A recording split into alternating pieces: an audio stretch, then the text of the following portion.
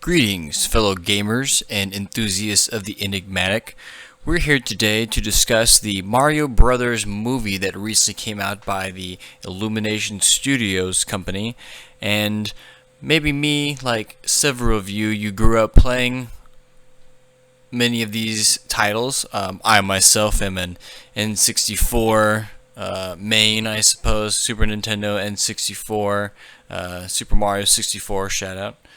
But today we're diving into the movie that recently came out earlier this year of 2023, and I wanted to apply maybe a esoteric analysis to this movie that I haven't seen done yet, and pick apart maybe this seemingly straightforward tale of plumbers and princesses. However, I think that beneath the surface of this cinematic adventure lies a labyrinth of esoteric and hermetic symbolism waiting to be decoded. I hope you'll join me on this episode of Apocalypse Historia as we dive into the esoteric of Super Mario. Now, as far as my own movie critique, I will probably save that for the end.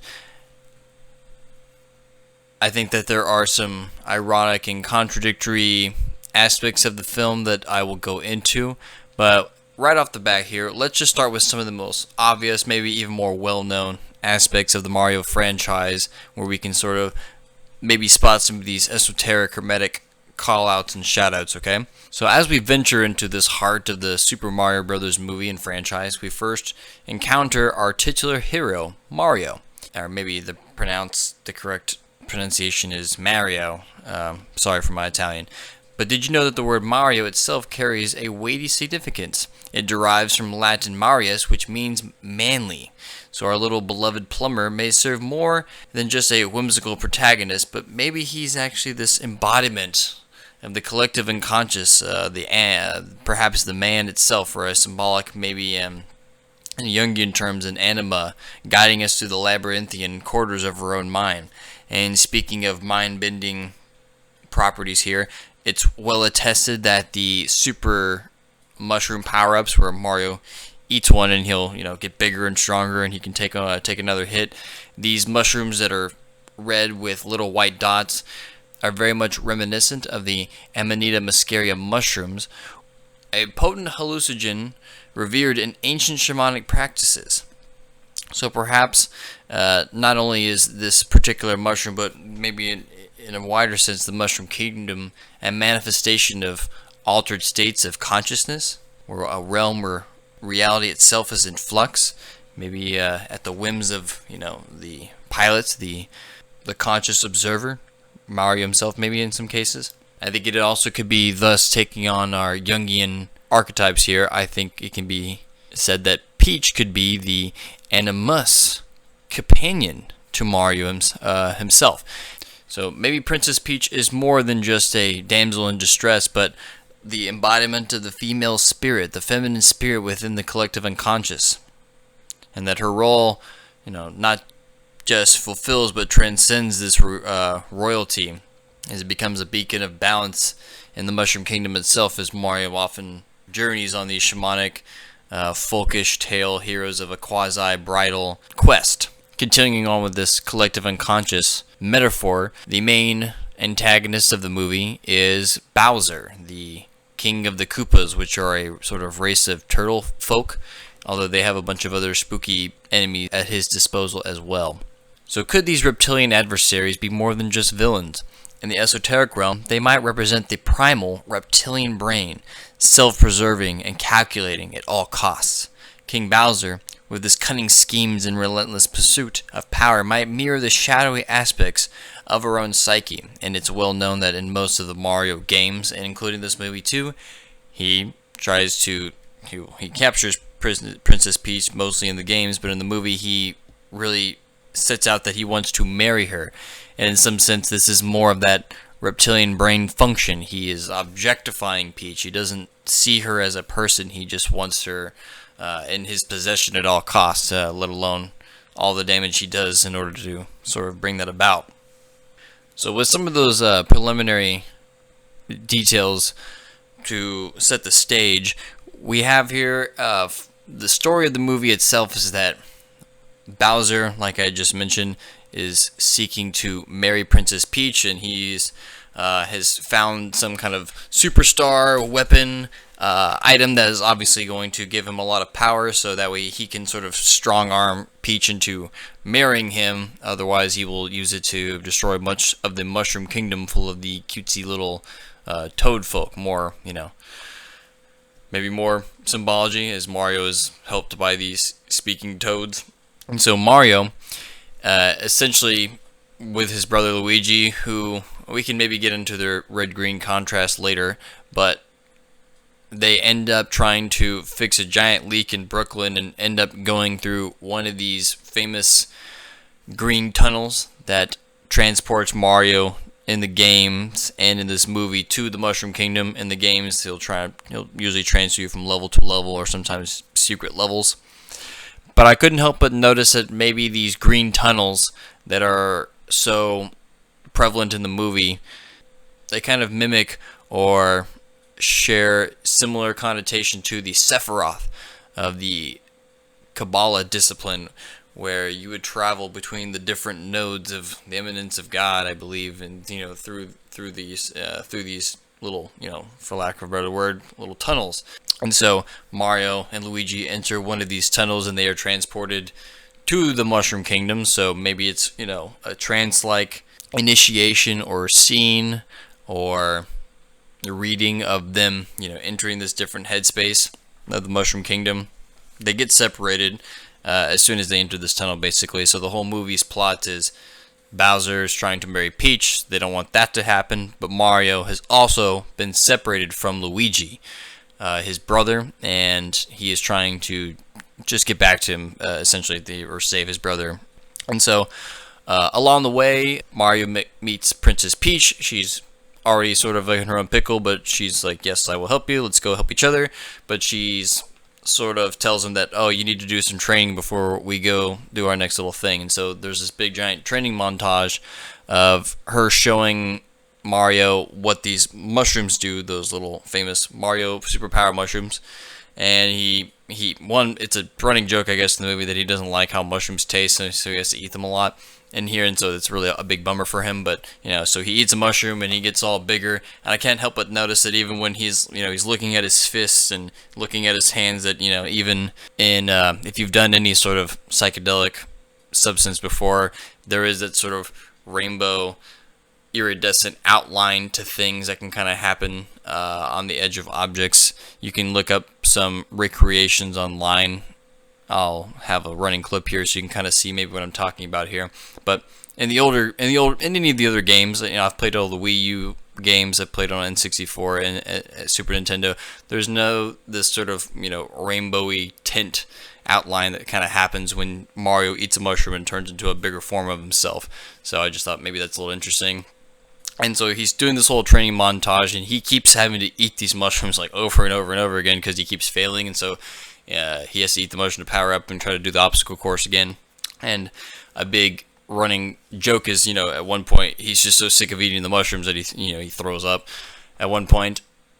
But that is sort of a common motif in eating these psychedelic mushrooms. That is a sort of known protocol that you will throw up from eating them. So I couldn't help see this sort of, he's shamanically training himself, working with his animus to sort of work up the courage to do this next part of the journey, what I'm going to get into. But yeah, this very much this imagery of having to down psychedelic mushrooms and train his mind, train himself in order to pursue the next plot point, which is the whole scheme is that Princess Peach and Mario, they travel and they're gonna go ask this nation of monkey sort of primate people. They're called the Kongs.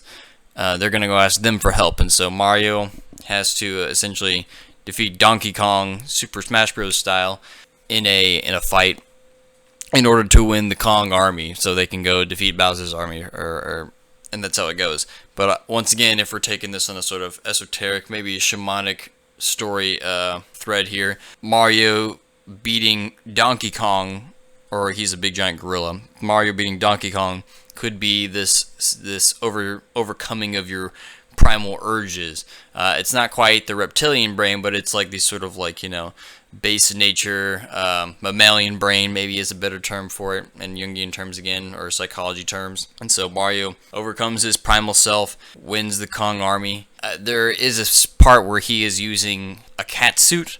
He has to use a cat power-up to ultimately defeat Donkey Kong, and he kind of gets this, he kind of gets his second win from Princess Peach, sort of like rooting him on during this fight that he's kind of getting his butt kicked.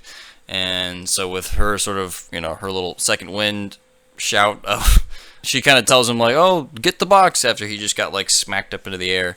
And so he uses this cat suit to beat Donkey Kong. Maybe a cat could be another sort of interpretation of female power, or, combination of male strength and female of union. Because once again, it's sort of, he's never quite always rescuing Peach here in this movie. Maybe that's just a 2023 trope, but he's definitely, she's definitely working with him. He's definitely like having to do a lot of this stuff on his own in order to get his done with maybe some of her advice. So they get the Kong army. There's some hiccups along the way. Bowser is still trying to marry Peach. He kind of gets Mario and Donkey Kong out of the way for a while, but then they all come back. Luigi the whole time has just been trapped, and so he's kind of pointless the whole movie.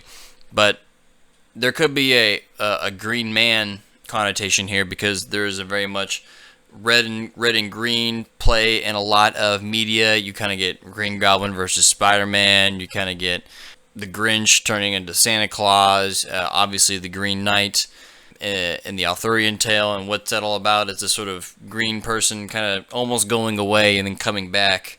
Much like the Grinch almost kind of stealing Christmas but then brings it back, or the Green Knight almost dying but then coming back. Very much here, Luigi almost falls into lava, and then Mario saves him at the very last second. So at the end of the movie, they're kind of stopping Bowser. Eventually, what happens is things are real tight. Bowser looks like he's about to win, and then Peach kind of helps Mario get a hold of that superstar that was kind of found at the beginning of the narrative. Maybe the star is a combination of all the 5 elements. Maybe it's a sort of magician metaphor here that we can sort of take a mastery of all the different aspects. So it's him and Luigi manage to get a hold of this thing, and they give Bouncer a trouncing. And how do they defeat Bowser? Well, they don't outright kill him, despite how much they like to say the word die and kill in the movie, which is a little uncomfortable as a father who just wants to bring their kid to a movie. They could be a little more artistic with their euphemisms. I'll crush you, or I'll smash you, or I'll, any one of those other things would have been better in my mind. But how do they defeat Bowser in the end? They don't kill him. They give him the blue mushroom, and it just shrinks him, and they are able to sort of contain him, and they put him in a cage.